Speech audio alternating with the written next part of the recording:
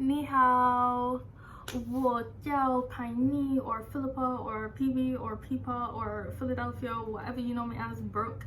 我是张麦先生. So I'm from Jamaica. I'm born and raised in Jamaica. I go to school in New York City, but right now I'm living in Hong Kong. I've been here for 2 months, got 2 more months to go, and that's it. I go home. I'm only here for an exchange program, a student exchange program. So I posted on my Instagram, which I'm follow me on, and I'll follow you back. I posted on my Instagram story what I should do for my first YouTube video, because I've always wanted to do a YouTube video, because I love sharing my experience, and I love talking about my experience. I love listening to other people's experience. Why my hand made it look like this? Anyway, I love listening to other people's experience. I was just like, why not? So finally, I'm going to do it, and I'm starting right now. So the 2 responses that I got, like what should my first video be about, was either my journey on how I literally reach here, or like my journey including my experiences and stuff like that, or I could talk about what my experience has been as being a black person in Asia, or a black person in Hong Kong specifically. So that's what I'm gonna go with, because that will tell you a little bit about how I see things and how I think. And yeah, I'll post another video about my journey like a different time. So Hong Kong, first thing I'm going to tell you from the jump, if you want to travel to Asia overall, especially as a minority, as a black person, you're gonna get stares. So you can't be getting everything get to your head, because the first thing is staring is never, when I say it's never gonna stop. People are gonna stare at you all the time. Once you're out of your house, they're gonna stare at you all the time, and that's just it. That's just how it goes. They're just gonna stare at you. So that's something you're gonna have to get used to, and that's something that's gonna continuously happen anywhere you go. You just have to get used to that. So another thing that I don't necessarily like about here is people coming like say them don't have no manners. I don't know if it's because of how I raised in a different culture. I like a different culture. So I'm not buffing them for it, but their mannerisms, like basic mannerisms, they're not here really, and them coming like said, and just don't have no manners. To me, them don't have no manners. But I go with the flow, and I can't tell the people them to stop what I'm doing, because I don't come here and come say everybody for treat me like a queen and bow down and blah blah blah.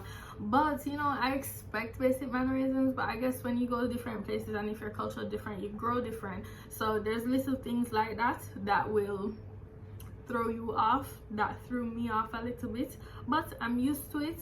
And I'm just like, as I said, you can't make things get to your head, because they just socialize a little different than you. Another thing that I don't necessarily like is, along with that, the dating scene here. Alright, the dating scene here. I'll expound on this in like another video if y'all want me to, but a brief overview, it's kind of hard, and that's because as a black person, you're either looked down on in other communities in terms of like you just being black and ugly, or people are fascinated by you. But the thing is, that fascination turns into, depending on how you communicate it, it turns into this fetish thing. So it's like a lot of people who have been coming to me, or a lot of these men, a lot of these boys who come to me and talk to me, they're focused and fixated on my race and the fact that I'm black, and I'm just like, you don't have to keep on reminding me that I'm black. I know that, but like it's like they're just like, damn, it's real hard. So I've been dating people who are like international, so it's either them did work somewhere else around the world, or them go school somewhere else around the world, or they've traveled. So them experience and them exposed to different cultures, different races, and they're not one of those people who are just like, they haven't been exposed, but they're gonna say stuff like, I don't see race, some shit like that. But all I can do, and all I usually do, because I know that they're not intentionally trying to be racist or intentionally like trying to put me down or anything, all I usually do is try to educate them and say, you cannot get any girl, you cannot get any black girl if all you're going to do is talk about them blackness. And it's not a type of talk where it's like, tell me about yourself. It's like them being like, wow, you're black skin, wow, you're black hair, wow, you black, black, black, black, black, black, black, black, black, black, black. And I'm like, okay, all right, thank you, I know that I'm black. Another thing, when I went into the elevator to come up to my dorm the other day, I come in the elevator and this woman, she was like frantically trying to keep the elevator door open for me. And you know, say as soon as I step into the elevator, the woman just grab onto my hair and just try put her finger them through my hair.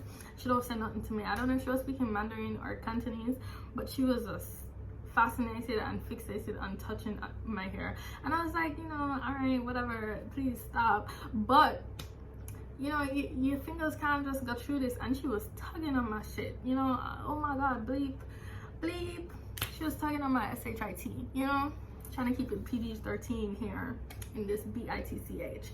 So yeah, that's something that, personal space is not a thing. Like, you're sitting down and, you know, you're sitting down elsewhere, like in another country, you wouldn't expect people to come sit down right beside it right here.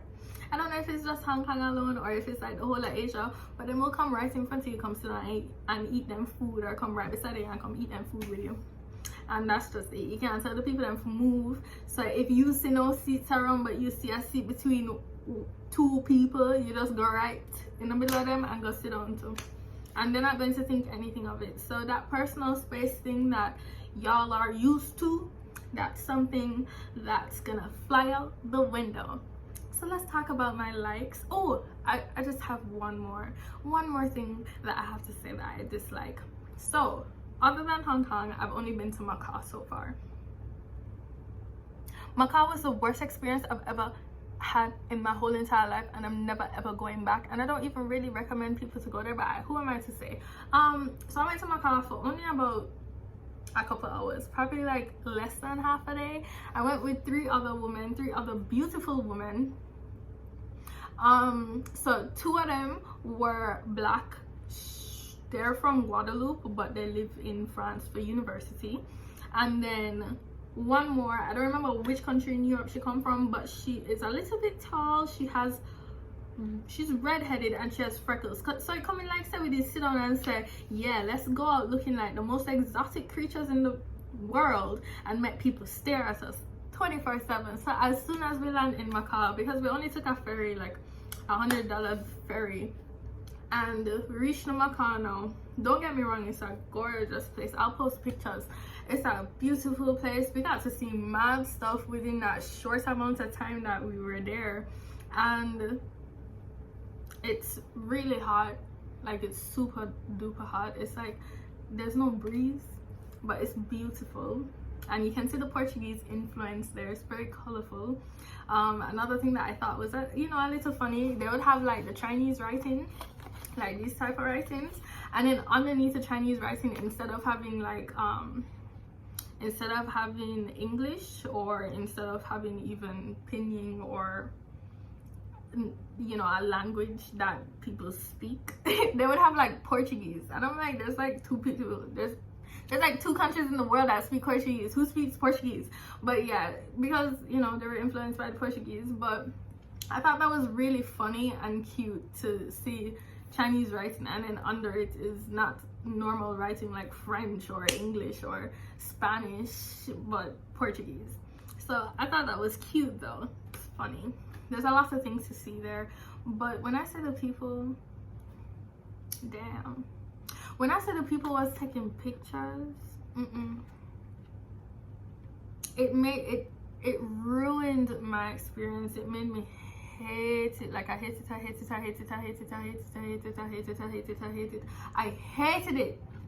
hated it so much, to the point where I never want to go back. And they could have given me $1 million to go back and just take one picture for one day. I'm not going. I'm not doing it. Why? Because the people that wouldn't stop taking pictures of us, especially without our permission. I've been to Indonesian people or like Filipinos or like Malaysians, those are people who have come up to me while being here in Hong Kong and asked me for pictures, or asked me and my friends to take pictures of them or with them, right? Or of us, sorry, or with them. And I prefer that. When I went to Mexico, people would come up to me and ask me, can I take a picture with you in Spanish?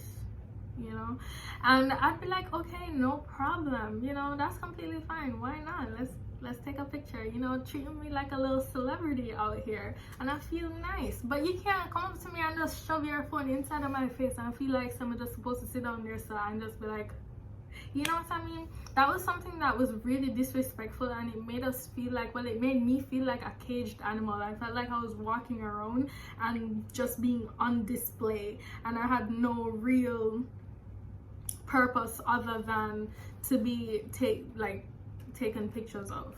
So that's something that just something that pissed me off to the point where I just, as I said, I just never want to go back there.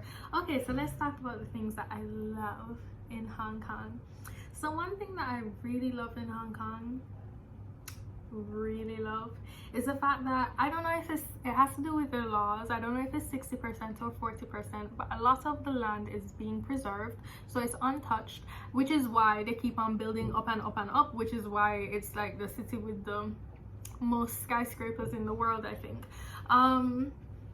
So like, even looking outside of my window right now, beyond the skyscrapers is a mountainside, and it's gorgeous, and I just love how they're able to incorporate and just put together nature and, you know, the city life. The big thing about it for me is that, you know, you can enjoy the best of both worlds. So you have the city, you have really nice bars here. Like, if you're a person who loves to, well, I don't like the parties here, but I love the bars here. You have a lot of rooftop bars if you're not into loud bars, which is what I'm in. I'm into the rooftop or underground bars, which are more mellow, more lounge type bars. And then you have places like on Hong Kong Island or wherever you'd be going, like as a tourist or as a person that lives here, as an international person that lives here at least. There's just so many nice places to go and so many nice things to do. And then the nature, boy, oh boy. So one thing I can say, you know, I live in New York City. New York City is dumb loud. Okay, I lived on the 27th floor of my dormitory in the city, and when I could hear the trains running underground from the 27th floor, I could hear the trains running underground 24/7. I could hear the helicopters, I could hear the police sirens, I could hear everything. Here I hear almost nothing, and it just feels so nice, and it feels so serene. When you go to like a park in the middle of the city, you can't hear anything, and I just love that. I really love that because it's just as big. It's a big city. There's mad people here. There's what, 7 million or more here, and it doesn't feel like a concrete jungle that's just full with people, if you get what I'm saying. I don't know if it's because of the times that I'm here, like the time that I'm here in, but either way, I still do appreciate the fact that they're just able to mesh the city life and the nature. You go to the beaches and, you know, you take like a little speedboat to the beaches, or you take a nice hike, or you hop on a bus, you hop on a train, you hop on in a taxi, and you just go about your business and you leave the city. And there's nothing that says city anywhere around you. There's no buildings, and it's just pure nature. It's just gorgeous. The scenery is gorgeous. So that's something that I just really love about here. It's really easy to just leave and go meditate in the forest. So another thing that I really love about being here, I think about being in Southeast Asia overall, is the fact that everywhere is kind of close. So you can go to Thailand, you have Cambodia, Vietnam, Malaysia, Taiwan, the Philippines, mainland China, Korea, where else? Indonesia. All of those places are really cheap and really easy to get to. Quick flight times, like under 5-hour flight times. So, and when I say cheap, I mean cheap. Like I don't know what y'all versions of cheap is, but my version of cheap in terms of I can go to Malaysia for a week for under $300 or $400. And that's including round trip tickets, that's including hotel, like including, let's say, like a 5-star or top-notch hotel, because you know the exchange rate. You can get hotels for like $20 a night, $30 a night, probably up to $50 a night, but that's like top tier.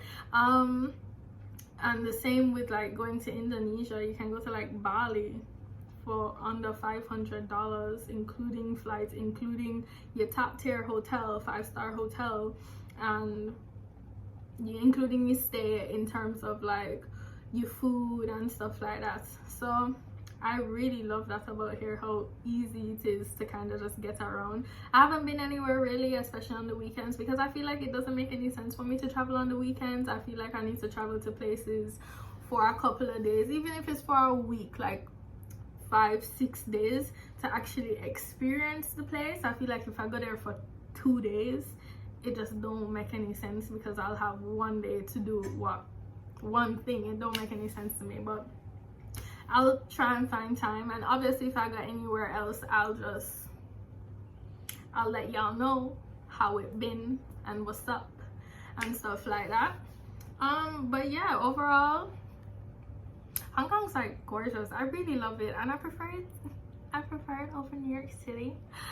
But yeah, it's just a really nice place with really nice people, don't get me wrong. Other than the little mannerism problems, other than that, they're really nice people and they're really easy to get along with. They're pretty shy, but if you talk to them, like, it's not like they don't want to talk to you.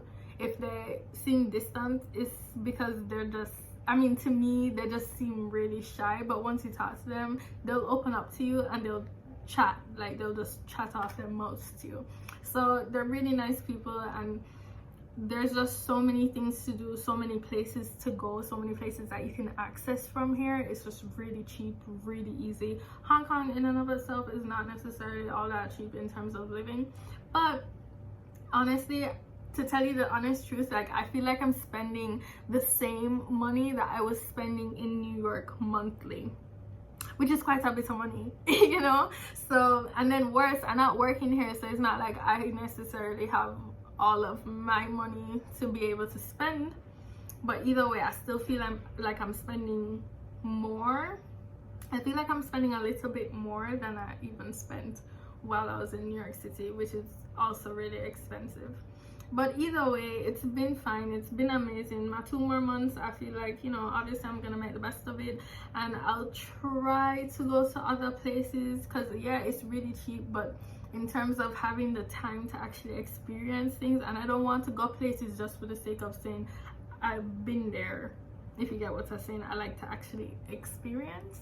So yeah, I mean, I'm gonna try, but whatever happens happens, kind of. Anyway, follow me on all of my stuff, you know. Follow me on like my Instagram, on my Snapchat, and you know, subscribe to my YouTube channel. Or you don't have to subscribe, just watch my videos, you know, just do the basic of the basics. And yeah, if you have any questions, if you have any things that you want me to expound on that I did talk about earlier, just let me know. Just let me know, and I'll make another video, probably like a Q&A, so you guys can ask me questions and I'll just answer those questions if it all has the same theme. And yeah, or if you want me to make a whole video on like the dating scene, or if you want to make a whole video on certain aspects of Hong Kong that are a little bit different, I don't know, do whatever, message me. I'ma message y'all back, don't worry, because I'm not famous or anything, unfortunately, yet. But yeah, bye.